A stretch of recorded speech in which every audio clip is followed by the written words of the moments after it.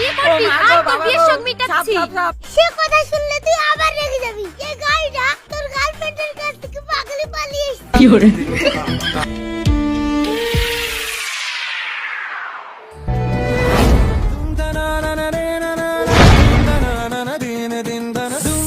কি ঘরে সাপ কি করে আসলো?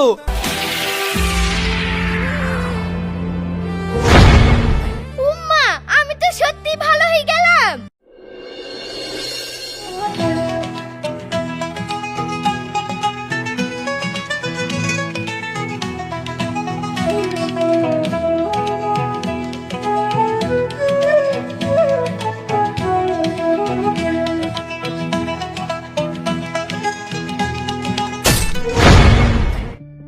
কি ব্যাপার হইলো? পাথরে কোপ লেগে কোদালটা ভেঙে গেল নাকি?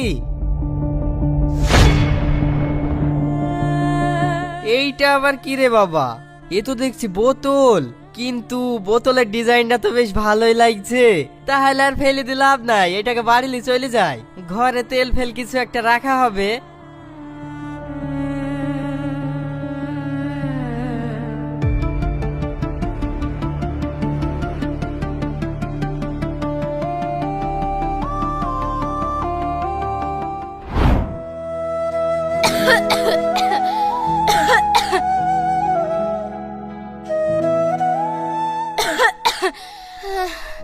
তুই আসলি বাপ?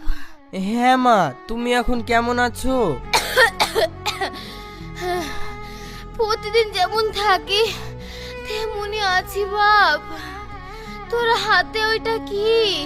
দেখো মা, এই বোতলটা মাটি কুবাইতে কুবাইতে পারলাম। কি সুন্দর না মা, বলো? তোর বুদ্ধি হবে না বাপ। কোথায় কি পাস? হয় ঘরে তুললি চলে আসিস। কাচের বোতল কি হবে শুনি? কি হবে কেন, তেল ফেল রাখা হবে।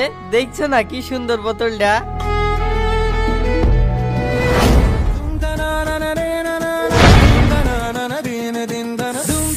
কি ঘরে সাপ কি করে আসলো? মা পালাও পালাও। আমি পালাবো কি করি বাপ? আমি তো হাঁটা চলাই করতে পারিনি। ওগো তোমরা ভয় পেও না, তুমি আজ আমাকে বোতল থেকে মুক্তি করেছো।